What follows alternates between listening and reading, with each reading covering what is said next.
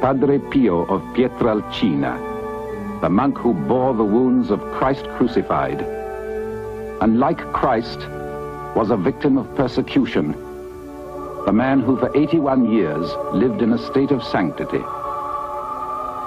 Padre Pio, you are now in the realm of the blessed, and from there it is easier to hear us. We are small compared to your greatness, but in this nothingness there is so much love, so much affection, so much devotion for you.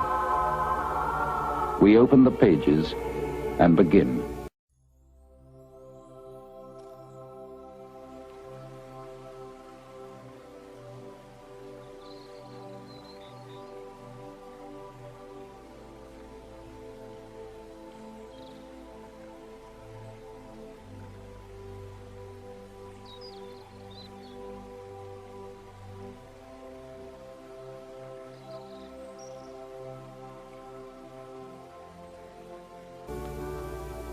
You were born of peasants, and your only richness was in your poverty. You wished to become a servant of God.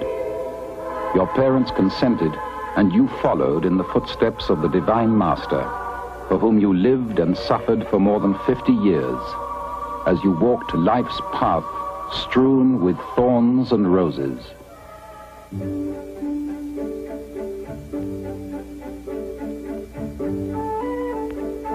San Giovanni Rotondo on a feast day, high on Mount Gargano in the southern part of Italy, this small village has become world known because of the humble Capuchin monk Padre Pio, who lived here for 52 years.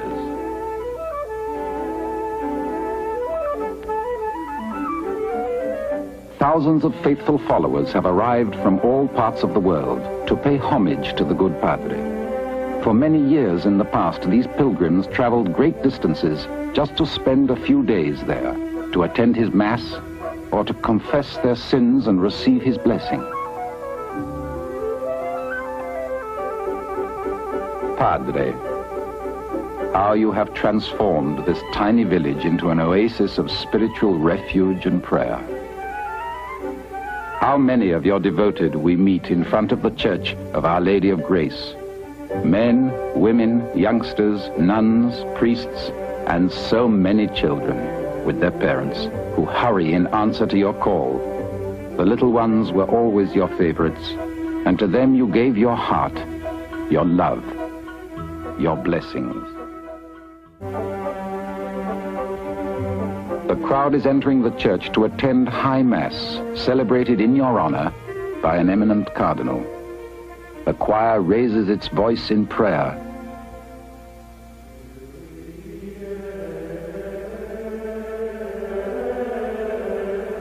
We well know that Holy Mass is celebrated in the same manner by all servants of the Lord, and the benefits derived by the faithful are identical. Yet, Padre Pio's Mass was entirely different. From the moment he entered the church at the sound of the bell, there was an electrifying effect and a moment of breathlessness. The praying crowd yearns to see him again, but in vain. He is gone. Suddenly the present seems to fade, and through memory we go back in time, and in our imagination we see Padre Pio again. As he approached the altar, compassion enveloped all those present as they knelt in reverence. From that moment, all eyes were on him as he became immersed in the divine mystery of the Last Supper.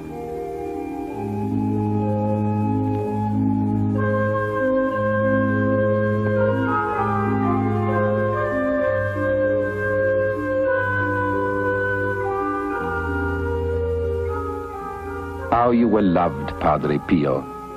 The love offered to you was a universal love, a sublime love that was shown more intensely by the poor, the suffering, the sick, the dying.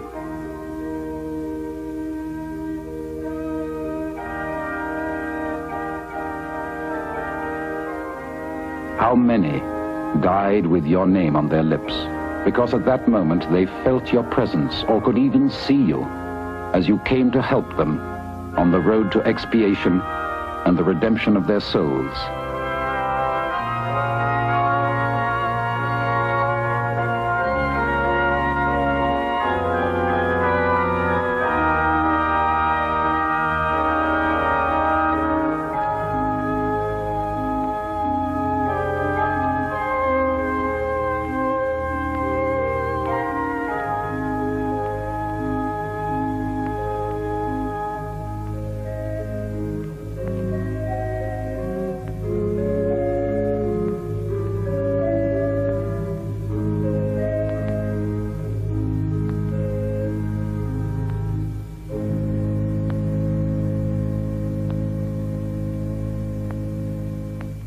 There was a mystical fusion between the visible and the invisible. This was also shown when the blood from your wounds mingled in the chalice with that of Jesus Christ.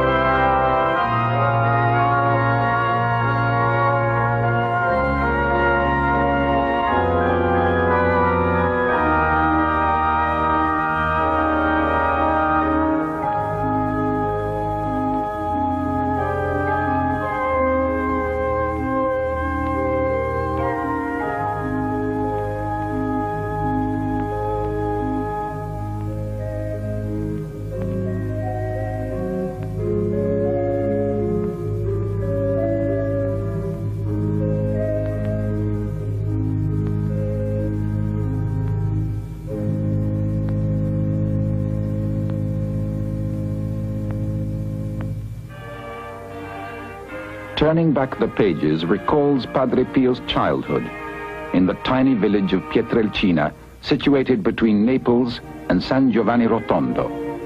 In this mountain countryside, untouched by modern times, Padre Pio was born on May the 25th, 1887. On that day, only God knew that there had come into the world his messenger of love and peace, and that one day he would relive the Calvary of Christ in a region blessed and protected by the Archangel St. Michael. The sandaled feet of a Capuchin monk softly thread their way towards a poor little house where he was born. His parents, Orazio and Giuseppina Forgione, were poor and illiterate, honest and religious. The day after his birth, he was baptized Francis at the Church of St. Mary of the Angels. At the age of 5, he vowed to St. Francis of Assisi, the stigmatized friar, he would follow his example. At the age of 12, he was confirmed. At 16, in a celestial vision, the young Francis saw the span of his future existence, and 5 days later, entered the convent in Morcone. The Franciscan guide enters the house, and with a sense of eagerness one begins to look and to ponder. Seeing this house, devoid of all furnishings, full of childhood memories, one feels in the air something that makes one gaze about everywhere. In this bare room, the chair where his mother sat and mended the children's clothing, and next to it a rock, which many times served as a pillow for the boy practicing self-imposed penance to prepare himself for a life of sacrifice. Francis was a frail child. He suffered from debilitating fevers and already had signs of tuberculosis. He used to pray to the Madonna to guide his future. One night, Satan appeared to him in the form of a ferocious black dog. Terrified, the boy continued to pray, and the infernal apparition took flight. Young Francis graduated from grammar school at the age of 10. The following year, his father decided to emigrate to America. He said goodbye to his beloved family and went to help build Brogolino, Brooklyn in the Neapolitan dialect. There he would earn better wages and assist his faithful wife in bringing up the family with the expenses of the boy's studies for the priesthood. Beyond lies the vast green terrain of the Piana Romana, with the elm tree where young Francis took refuge to speak with Jesus. There he would meditate, make crosses from sticks, kneel on the rocky ground to recite the rosary. Reliving the past, we see the path where he walked as a child. Ahead of him lay a life of abstinence and obedience. The cobbled street leads to where Francis was baptized. How he must have felt when he left his birthplace to enter the service of the Lord. Farewell, old bell tower, whose sounds echoed through the woods and called me to prayer. Farewell. Here at the age of 21, a seminarian in the year 1908. In the city of Benevento, he was ordained Padre Pio on August the 10th, 1910. In the year 1916, Padre Pio was sent to San Giovanni Rotondo, the church of Our Lady of Grace, as it stood isolated above the still peaceful valley. Here the saintliness of the young priest soon became known. Peasants and farmers brought the fruits of their labor and their animals to be blessed. The humble monk heard the sins of his penitents in a way no other priest had done. He brought peace to them, and soon lines were forming outside the convent. Even businessmen came to him and received his blessing for future projects.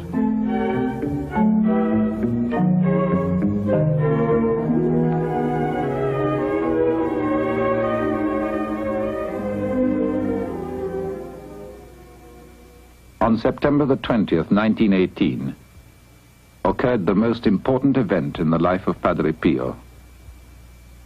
It was on that day that he received the 5 wounds of Christ crucified. The holy friar found himself pierced in his hands, his feet, and in his side. The holy Stigmata. Physically weakened, he made his own way back to his cell, soaked in his own blood.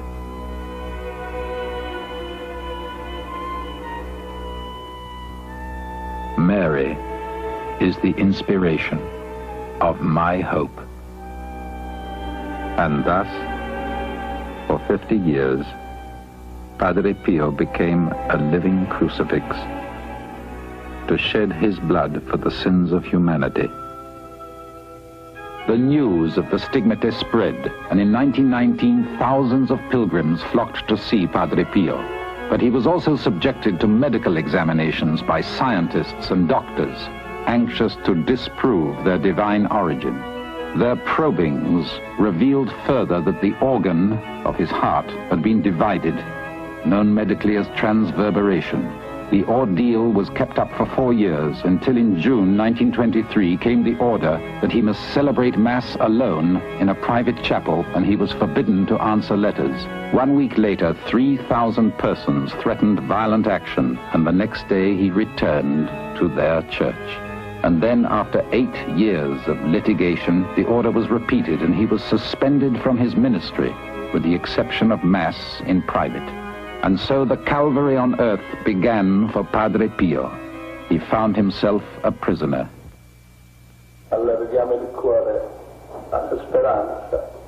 Our hearts reach out for hope and confidence. We pray to his divine heart that he may embrace us closer to his heart. And we will try and reciprocate such great love, because love is paid with love. He celebrated in private in the small chapel, and his masses lasted from 3 to 4 hours. During that time, he spoke with Jesus, with St. Michael, with the Madonna, with St. Francis. For 2 years, he was placed in solitude because of his immense love for humanity. Prisoner, because of the blood he shed daily from his wounds. Prisoner for his deep faith. Prisoner because he was loved. Prisoner because people came from the far corners of the world to ask for his prayers. And even because he was judged the most photographed person in the world. Padre Pio, you have understood well the workings of man, and from where you are now, you can best judge.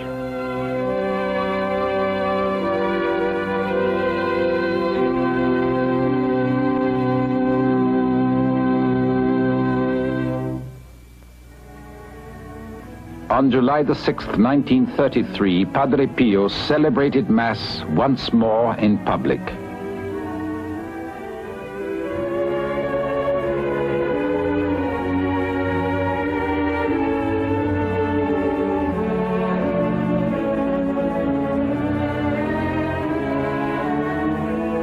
In March 1934, Padre Pio received permission to hear confessions.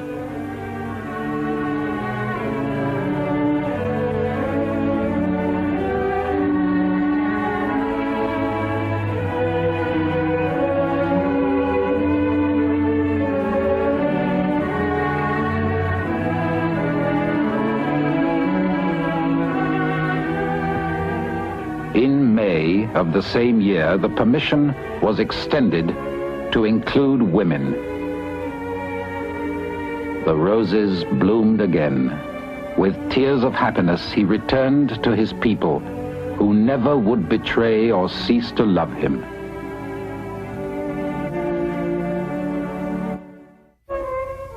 Not far from the Church of Our Lady of Grace stands a large house that for over 44 years was a haven of hospitality for pilgrims visiting Padre Pio.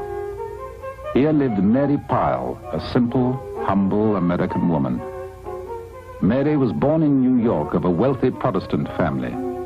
At an early age, she felt an attraction towards the spiritual values as a fundamental necessity in her life. She was converted to Catholicism in the same year that Padre Pio received the Stigmata and decided to visit San Giovanni Rotondo. She arrived there in 1923, and there she stayed, living for others. Under Padre Pio's spiritual guidance, she became a member of the Third Order of St. Francis. She dedicated herself to the seraphic virtues and evangelical counsels, to the practice of prayer, chastity, and a deep love for her fellow men. But Mary's days were not restricted to spiritual contemplations. In her humble house, during her years at San Giovanni Rotondo, she answered letters regarding Padre Pio, sending advice, promises of prayers, and his blessings. She organized the women's choir, and her philanthropic works knew no bounds. In her desire to please Padre Pio, Mary invited his parents to live in her house. It was here in January 1929 that Padre Pio wept and wept for his beloved mother's death. His tears brought puzzlement to those who asked of him why so saintly a man should be moved so. His reply was, "They are tears of joy." Orazio Forgione remained until 1946, when his earthly life ended. At his side, assisting him in his last hours, was his devoted son, Padre Pio. Since the death of Mary Pyle in the spring of 1968, pilgrims continue to visit her home, remembering the many peaceful hours spent with her. Padre Pio's golden anniversary as a servant of God was celebrated on August the 10th, 1960, in front of the Home for the Relief of Suffering, a jubilant occasion with thousands of his followers present. For many years, the Holy Mass of the stigmatized priest had been the center of life in San Giovanni Rotondo.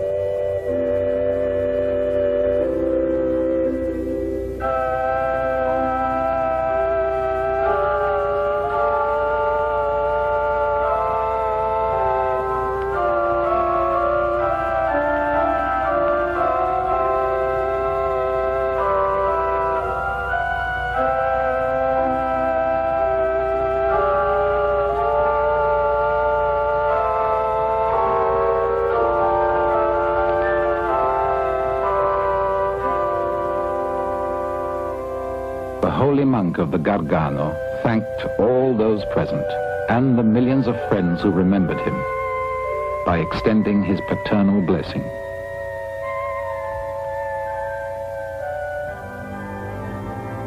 Over and above the graces dispensed to mankind, within the heart of Padre Pio there was a treasure of virtue that brought out his greatness before God. The love that radiated from his person, from his profound black eyes, and from his humility, was the reflection of an infinite beauty. To understand this, we need only to observe him once, as he held the Blessed Sacrament in his holy hands. Here he found his great love, the love that made him saintly. Before the Eucharist, his enraptured soul prompted him to give voice to the most ardent prayers.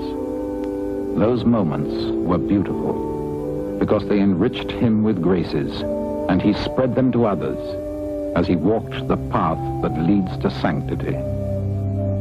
The love for the Blessed Sacrament lit up his heart and gave him ardor for his apostolate and charity for his fellow men.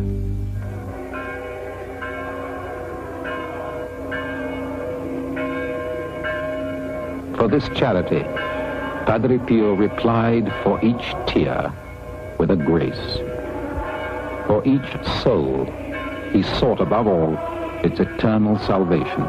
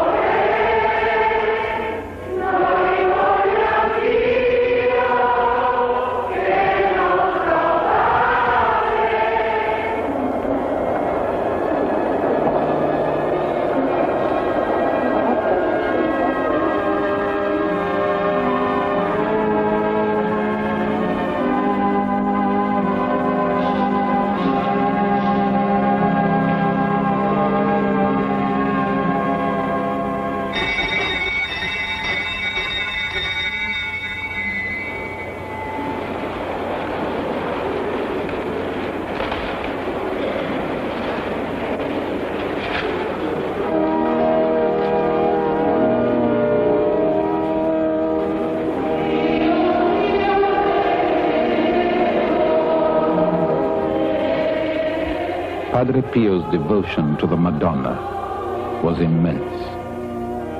Here in the sacristy is the statue that was donated by Portugal.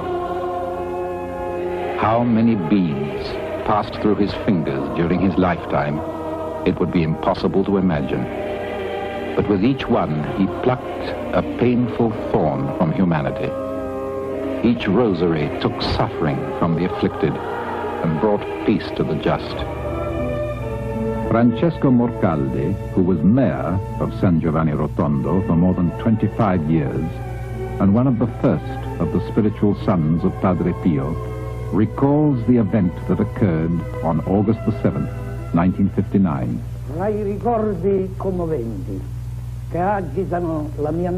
Of my many memories, during the 50 years I lived so close to Padre Pio, the kindliest figure of our century, there is one particular incident which I hold dear.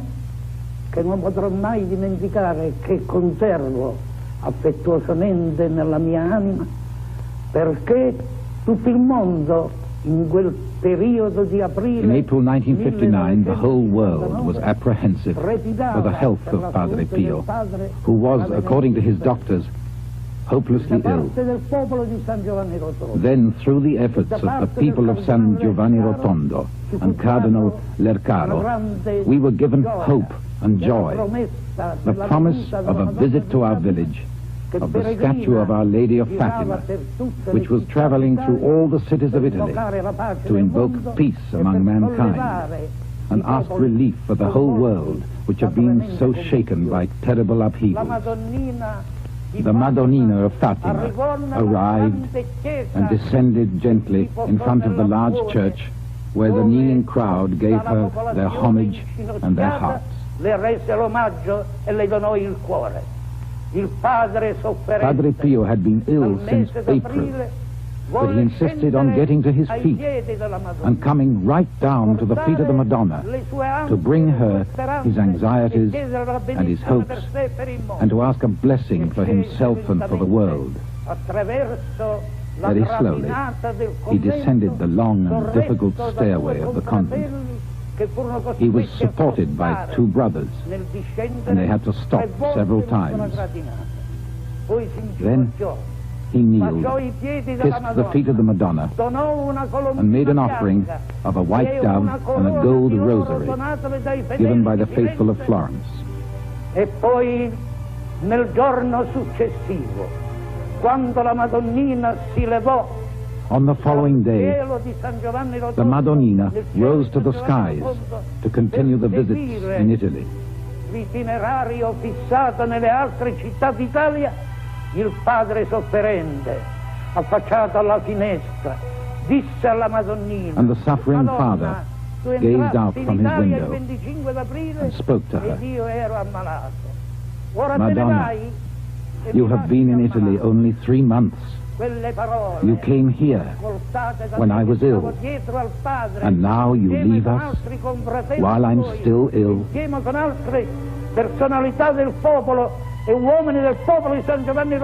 Those words I heard standing behind Father with many other people of San Giovanni Rotondo, and they resounded in our hearts.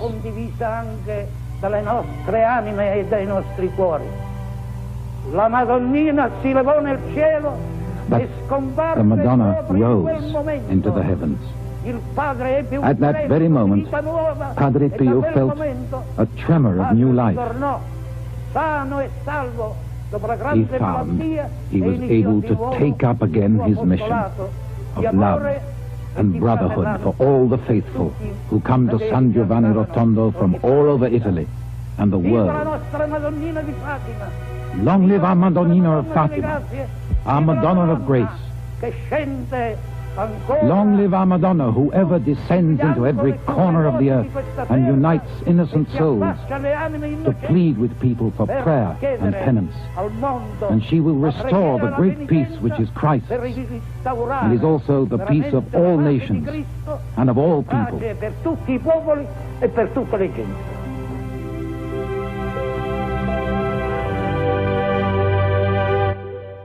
On the top terrace of the hospital is the figure of the Archangel St. Michael. Padre Pio had a great devotion to the Prince of the Heavenly Hosts and urged pilgrims to visit the Holy Grotto, a few miles from San Giovanni Rotondo. To participate in the festivities is to join the faithful who mount the slopes of Mount Sant'Angelo to visit the temple where stands the golden statue of St. Michael, majestic and triumphant. The first apparition of St. Michael took place on May the 8th in the year 490, under the pontificate of Pope Felice III, when the Archangel announced that he was the protector of Mount Gargano. Bishop Lorenzo Majorano established that on the 29th of September of each year, the faithful celebrate the feast of St. Michael.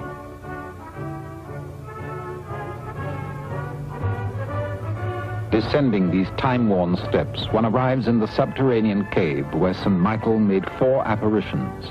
Lining the walls of primitive paintings are interspersed many testimonies of the miracles attributed to the Prince of Heavenly Hosts. In the year 1656, when a plague claimed thousands of victims, St. Michael appeared in all his glory to the Archbishop Puccinelli and assured him the plague would end if the faithful gathered within the grotto to pray and take home as relics pieces of stone from the temple. This was manifested by the disappearance of the plague. O resplendent and glorious Archangel St. Michael, eternal chalice, reflector of the infinite light, turn thine eyes below to our world, so invaded by immorality and evil. Thou who conquered Satan and his cohorts, take up thy sword once again, and from the heights of thy mountain, cast the evil spirits away, and protect us from dangers that threaten the peace of the world.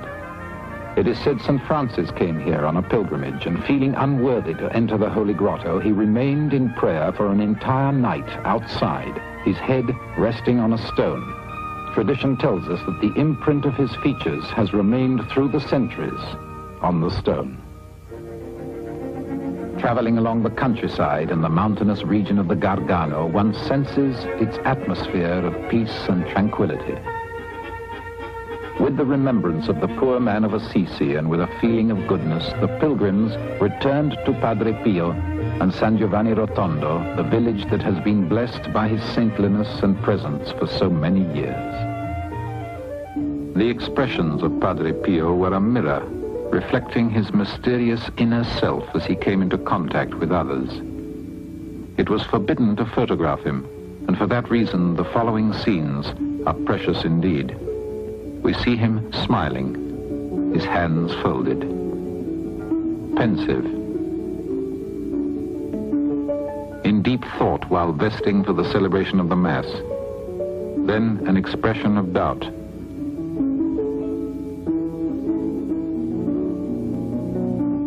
Now he averts his glance. His penetrating eyes seem to have discovered a grave truth. And then melancholy.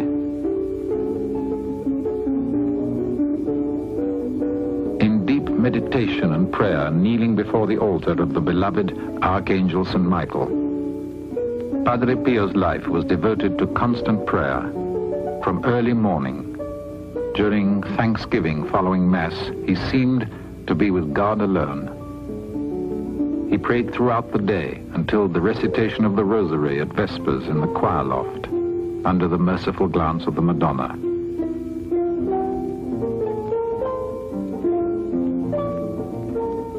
One recalls an occasion when he paused to pray in the main church, in the presence of a large group of faithful who knelt immobile, as if fearful of interrupting the good Father's meditation. Rare and unusual are the following glimpses of Padre Pio within the cloistered privacy of the convent, seen here in a meeting with his superior.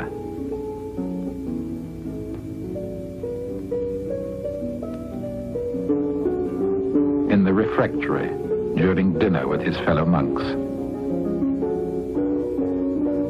A moment of relaxation, having a hair trim. Inside the veranda, fingering one of the many rosaries which he recited frequently. Padre Pio did not appear serious or brusque at all times. We have surprised him in his typical humoristic moments, for on occasion he liked to jest and provoke laughter. In fact, he had fun with his brothers, happy in their acceptance of his humor. How many times in his lifetime Padre Pio wept. We recall these sorrowful and emotional moments which he experienced on the altar. This touching scene expresses his humility while present at a Mass offered in his honor. Alone in his cell, reading the letters which were directed to him from many parts of the world, pausing at length upon these letters, filled with sorrow. In his humility, he felt helpless in the face of the gravity of their problems.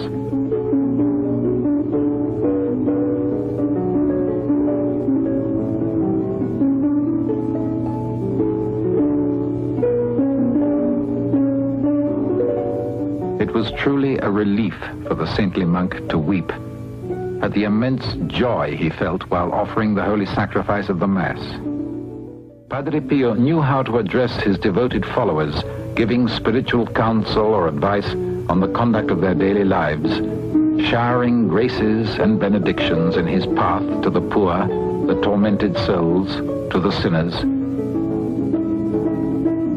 Padre Pio was most happy when he came in contact with those most dear to him, the children, his cherished ones, for whom he displayed his joy at having them near him, to embrace and kiss them. The presence of those small creatures of God gave relief to his suffering. He bore a resemblance to their pure and innocent childhood, and he bestowed many graces upon them. He welcomed them in his garden. Here he experienced his apostolate, a mission which only saints achieve.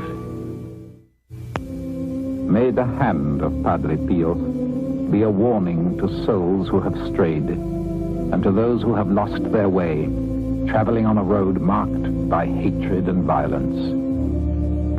From these divine features may words of tolerance, goodness, and mercy spread throughout the world. This is the hand that forgave and blessed, that led hardened sinners to the path of enlightenment. One day, Padre Pio stood at the window of the old church and spoke to his followers gathered below of his impending death. Procuriamo e sforziamoci di sapersi sempre meglio donare a Dio con le opere, col pensiero, col cuore tutto. Nulla serviamo per noi e di nulla ci ha riservato, specialmente Gesù. Above all, Jesus on the cross had said, "All is finished." Likewise should we do. When our day comes, we can say, all is consummated in the service of God. Quando è finita la nostra giornata, possiamo dire anche noi, tutto è consumato nel servizio di Dio. Adesso posso cantare col vecchio. Now I can sing with the old Simeon. Allow, O Lord, that your servant may come to join you. One rainy afternoon, he went out from the convent for what was to be perhaps the last time. Like all citizens of San Giovanni Rotondo, he went to the polls to vote. During the last 2 years of his life, when growing weakness incapacitated him, Padre Pio's superiors gave him a wheelchair to transport him within the confines of the convent. There was constant movement in the sacristy, the hall of St. Francis, and the various corridors. His faithful knelt in reverence to enjoy a glimpse of him, hand him a note, touch his garments, or to kiss his holy hand. Scenes of love and devotion that cannot be described.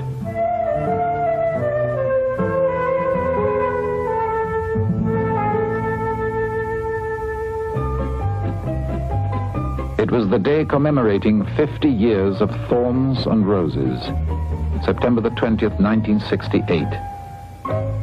Half a century had passed since the day when Padre Pio received the wounds of Christ crucified.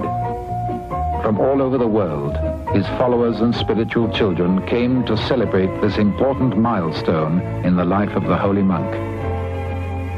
Prayer group leaders spoke to those gathered, extolling the saintly monk's virtues and bringing him the good wishes of those unable to attend.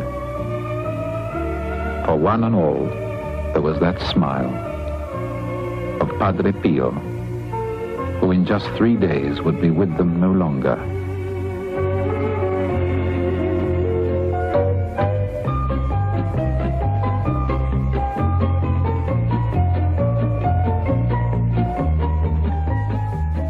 For 50 years, he walked a path strewn with thorns, suffering bitterness, abstinence, tears, yet full of love and obedience. During these anniversary celebrations, the first stone of the monumental Way of the Cross was placed and blessed, a project he long dreamed of by Padre Pio. Below the Church of Our Lady of Grace, Padre Pio's tomb was blessed, just 16 hours before his death.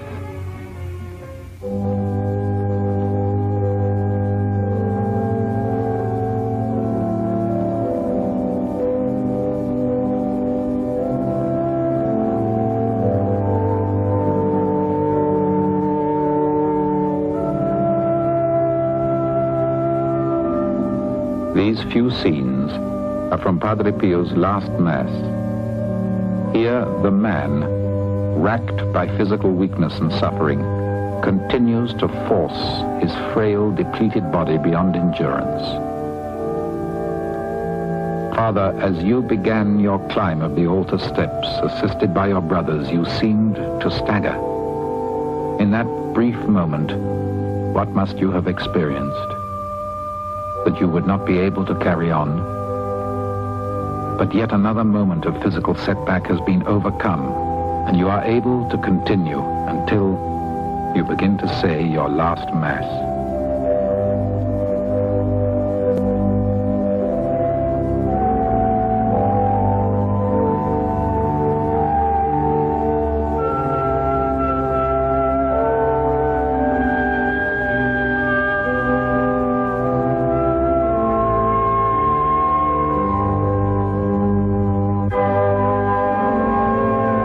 Anxiety pierced our hearts at the deathly pallor of your hands, placed over the chalice for the oblation.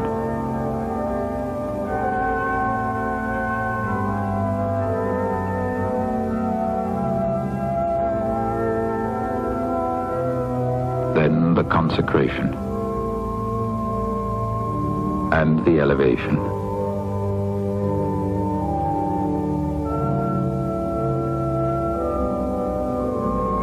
What an effort to find the strength to continue, to consecrate another drop of Christ's blood, to renew your feeble body with your own almost empty veins.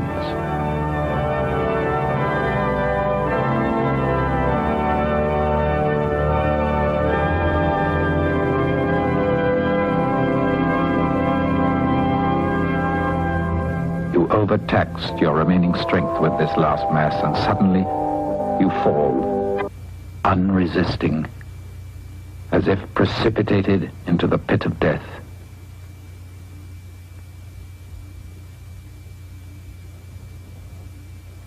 With this last sad impression in our minds, we leave you, still alive, but we were never to see you alive again.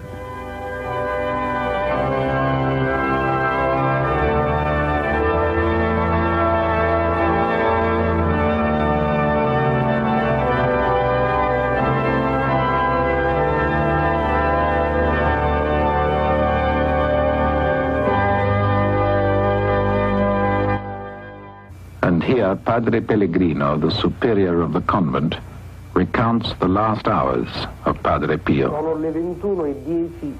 It was 10 minutes after 9 on the evening of September the 22nd, 1968, when Padre Pio called me from his cell next to mine for the first time that evening. I found him turned toward the room with tears in his eyes, but they are sweet tears. I dried his lashes, asking him what he would do, and left. Sometimes he calls me back the second, third, and fourth time, and sometimes he even finds the courage to joke with me. Instead of saying, "Father Pellegrino, my son, my brother," as he was wont to say, that evening he said, "Don Pellegrino." When he wanted to joke, that is how he spoke. But despite his joking, it seemed that he wanted me to sit beside him. I did so, and he began to tremble like a child and ask me the time every few minutes. He persisted in this as if he had an appointment with someone. He made no comments on the time. At midnight, he asked me, "Well, have you celebrated the Mass?" And again, "My lad, have you said Mass?" So I replied, "Spiritual Father, it's still too early to celebrate Mass." He said, "Well, my son, this morning you will say Mass for me." A little later, he asked me to hear his confession. Immediately afterwards, he said, "Listen, my son, if God should call me to him, please ask all our brethren to forgive me for all the trouble I have given them. And please, all of you, my brethren and spiritual sons, say a prayer for my soul." I answered him rather sharply. "Listen to me, Spiritual Father.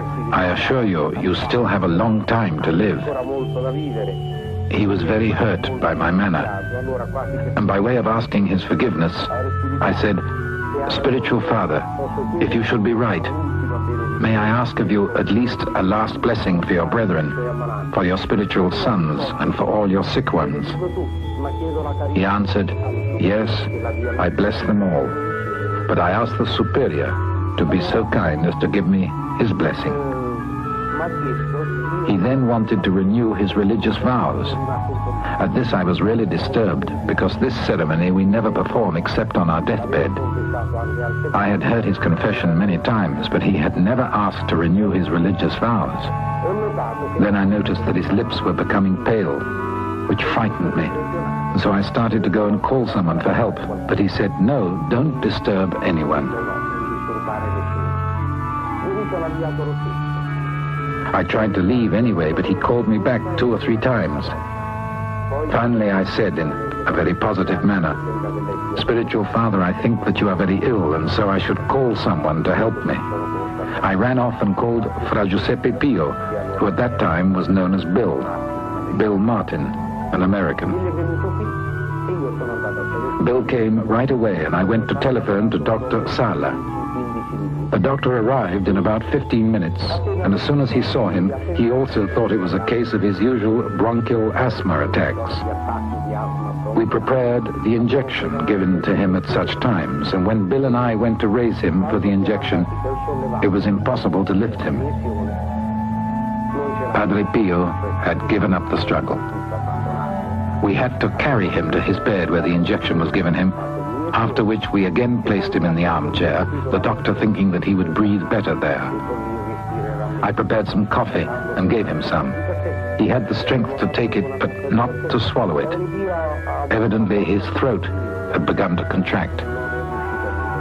I thought perhaps that he might be having a mucus crisis which could have impeded his breathing, so I suggested to the doctor that we call for the air tent. But the doctor knew that it was not a question of mucus, but of something much more serious.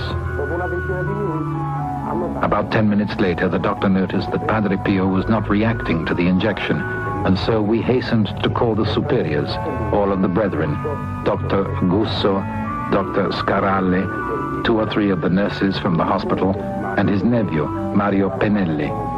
Finally, they all arrived. In the meantime, Brother Paolo, the sacristan, had prepared for the ministration of the sacrament of extreme unction. We were all gathered around Father, praying, while the doctors were trying to give him oxygen, first through a tube and then with an oxygen mask.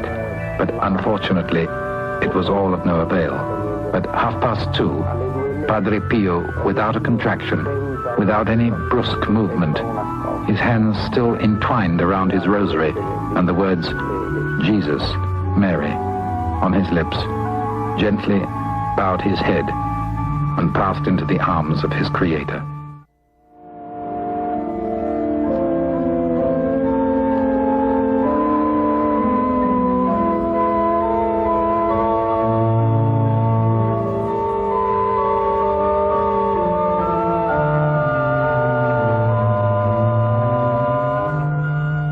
During the 4 days and nights of mourning, some 200,000 persons passed before the casket of Padre Pio, which was exposed to the faithful inside the Church of Our Lady of Grace.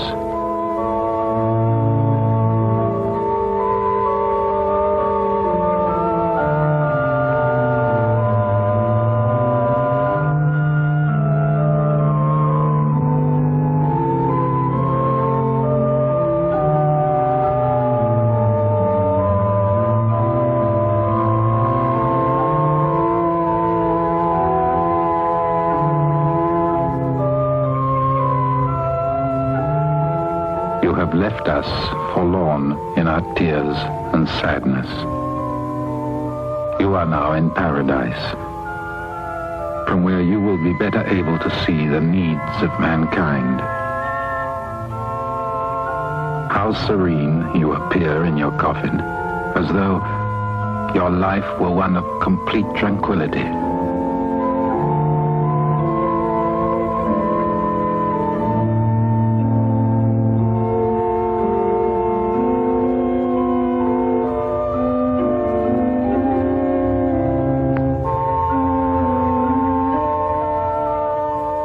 like Jesus, he was pierced in his side, his hands, his feet.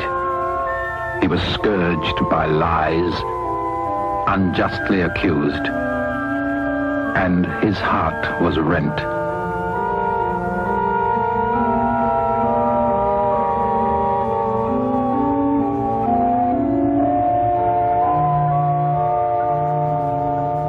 Was Pietrelcina another Bethlehem? Was the tragedy of Golgotha enacted once again in San Giovanni Rotondo?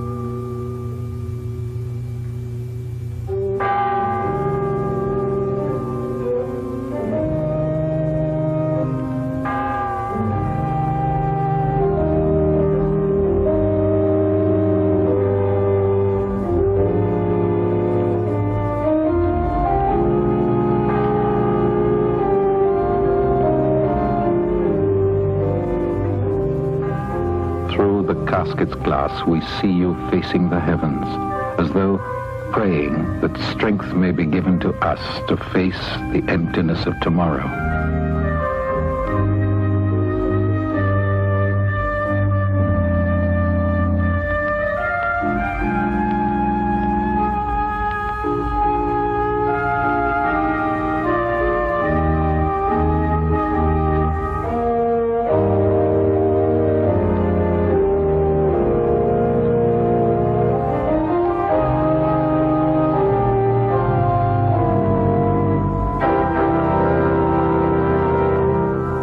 The bell is silent. The window is empty.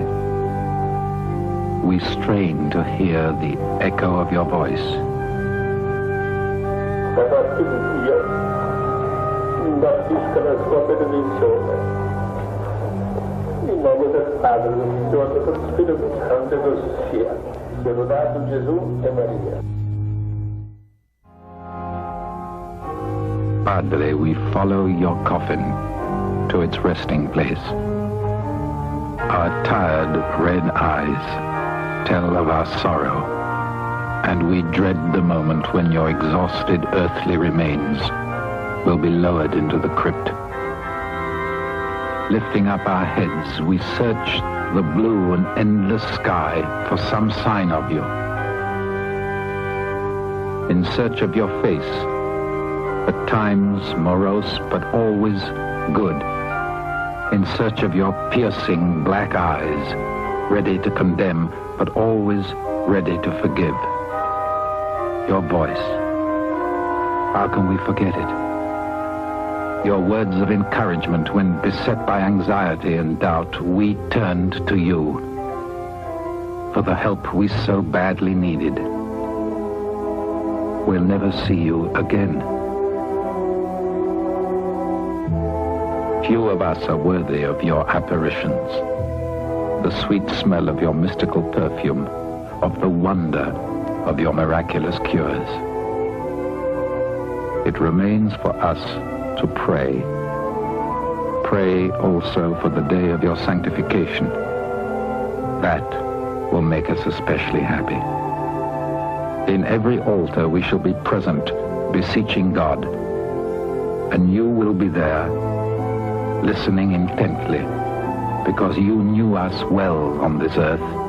You knew our problems, our needs, and you knew too that in this world there is little true love between people, between nations.